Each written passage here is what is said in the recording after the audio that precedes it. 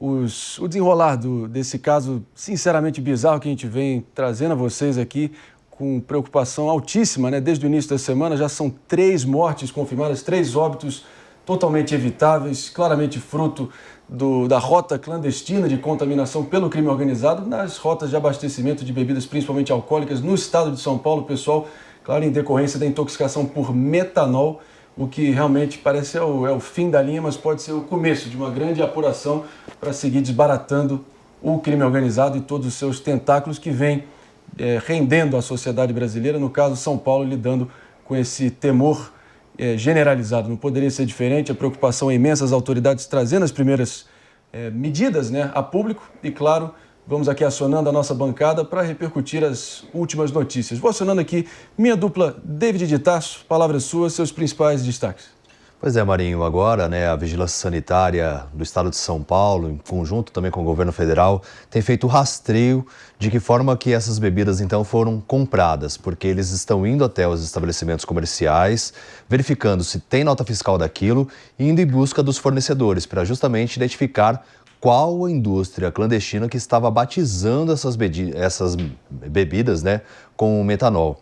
Então, esse rastreio já está sendo feito por parte da Vigilância Sanitária, em conjunto também com a Polícia Civil, que está investigando o caso. Até um dos estabelecimentos verificados, ele foi autuado e fechado. Então, as investigações elas têm que avançar realmente, porque é um caso muito grave de envolvimento do crime organizado, batizando essas bebidas e provocando mortes. São 4 pessoas que estão ainda internadas em estado grave, que chama a atenção e que a gente vai ficar atento, trazendo todos os detalhes sobre isso. E é claro que o governo vindo a público prometendo que vai endurecer as medidas de importação de metanol, claro que vai ser um tiro de festim caso realmente não haja uma articulação séria com os vizinhos, né? Lembrando que o problema é muito maior do que a gente imagina, dado que a gente está diante, nesse momento, que 60% dos insumos químicos ilegais fluindo principalmente do Paraguai e da Bolívia rumo ao Brasil já são através de rotas dominadas por facções comandadas pelo PCC e o Comando Vermelho, né? Rafa Macris está aqui com a gente. Macris, seus destaques por enquanto. Bom, André, já está mais do que claro que já não se trata de um problema só de saúde pública e sim de segurança pública. Essa rota de importação de metanol pelas facções criminosas está sendo utilizada tanto para adulteração de combustíveis, que é um ramo muito importante do PCC e de outras facções para alimentar esse movimento de muito dinheiro que eles têm, e agora também estão partindo para adulteração de bebidas. E por que eles usam o metanol, André? Porque é uma substância que ela não tem cheiro, não tem gosto e as pessoas acabam não percebendo que o metanol está dentro da bebida, diferente se fosse utilizado outra substância para chamada batizar a bebida. E a partir desse momento eles colocam a vida de centenas e milhares de pessoas em risco. Quantas pessoas você não conhece que às vezes consomem uma bebida alcoólica em um lugar ou em outro, que buscando um preço melhor dessas bebidas. E quando essas pessoas fazem isso sem saber de onde essas bebidas vêm, elas colocam as suas vidas em risco. Então está mais do que na hora da polícia fechar o cerco e a gente começar a tratar essas organizações criminosas como verdadeiros grupos terroristas que colocam a vida em risco da população de bem. Contaminação dos insumos que a gente mais acaba se utilizando no dia a dia, sendo contaminado a esse nível, porque nem o momento de escapismo, de descontração, de recreação que o brasileiro nesse mundo cão que a gente já vive tem, fica completamente refém também dessa operação do crime organizado, né? Desses métodos claramente terroristas de guerra bioquímica, por que não, que o crime organizado vem empreendendo. Retomando o contato, portanto, com Brasília, Andrei Rodrigues, diretor-geral da Polícia Federal, com a palavra. Vamos conferir. Inclusive, houve uma breve interrupção no cerimonial em Brasília. Retomando o contato por aqui, vou acionando, portanto, Jess Peixoto, seus destaques. Não, nessa coletiva a gente precisa entender que o governo está tentando dar respostas ágeis em relação a um problema que preocupa os brasileiros. Porque a realidade é que dos 6 casos já confirmados, 3 levaram a óbito. Então, assim, ainda tem 10 sobre investigação. Então, a realidade é que o ministro Lewandowski já avisou que a Polícia Federal vai se envolver nessas investigações. Na coletiva, eles também colocaram que é improvável que isso seja apenas em um estado e que a contaminação também, essa lógica, deve envolver outros estados. Por isso, as investigações também, a entrada da Polícia Federal em relação a isso. Só que a gente precisa avaliar, vou pegar um caso de uma pessoa que foi intoxicada, o jovem Rafael. Há um mês ele está internado, a mãe dele tem falado que o quadro é irreversível e os danos vão acompanhar por toda a vida. E ele teria consumido ali num estabelecimento credenciado, num estabelecimento de qualidade. Aqui em São Paulo, nós estamos tendo aí investigações em bares tradicionais na cidade. Então, assim, a realidade é que aqui a gente vê uma situação do risco de se comprar muitas vezes barato, do risco de aceitar produtos sem a devida nota fiscal. Não, aqui, ó, vamos fazer algum tipo de acordo. É isso que muitas das vezes essas denúncias em relação à falsificação mostram. E tudo isso é muito grave. E, querendo ou não, a vida das pessoas não só está em risco, como nós tivemos 3 óbitos. Então, é uma crise de saúde pública, também uma crise também de segurança. E, mais uma vez, que as pessoas que são responsáveis por isso não saiam impunes. Porque no Brasil, essa é a receita do bolo. Você vai ser responsável por uma situação dessa e daqui você não pega 2 anos de cadeia. E é um total absurdo que 3 pessoas já tenham perdido a vida por conta disso. É realmente muito assustador e muito lamentável. Para seguir contextualizando o drama que a gente está diante aqui, pessoal, as autoridades estão dimensionando da seguinte maneira: o consumo de até 10 mililitros de metanol pode já gerar uma cegueira irreversível. De 25 a 30 mililitros é óbito, morte, e é o que a gente está diante nesse momento.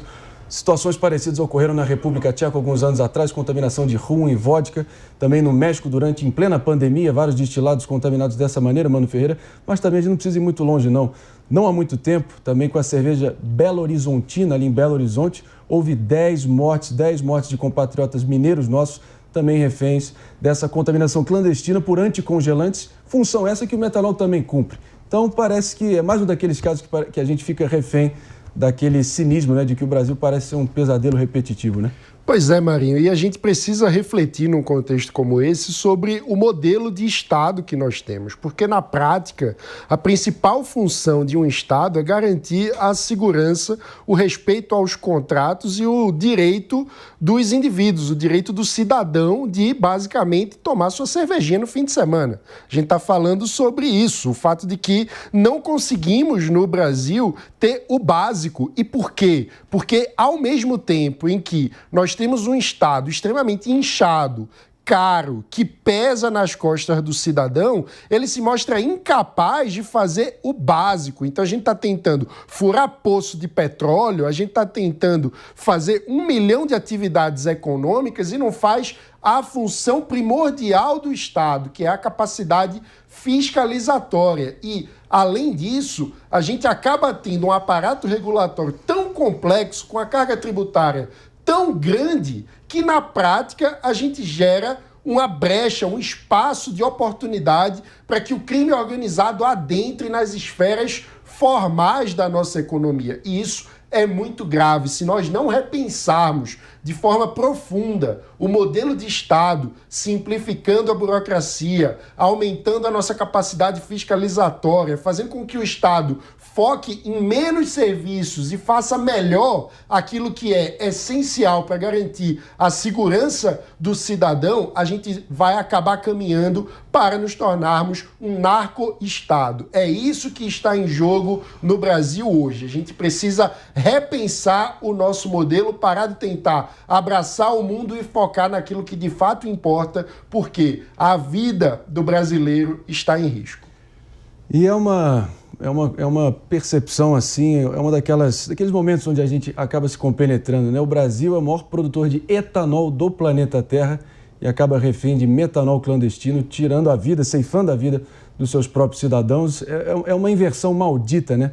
Do Estado brasileiro e como ele está completamente rendido e perdendo essa guerra altamente, já abertamente, flagrantemente declarada pelo crime organizado. De qualquer maneira, às 10 horas e 35 minutos, eu vou fazer um rápido break, tá, pessoal? Só para quem está nos ouvindo pela Rede Jovem Pan de Rádio Morning Show. Volta já já. Seguindo adiante aqui, a gente segue destrinchando aqui e dimensionando tudo que está acontecendo. David de Tarso, atualizações das movimentações realizadas pelas autoridades aqui em São Paulo, que imagino que estejam, não podem estar pensando em qualquer outra coisa além disso, né?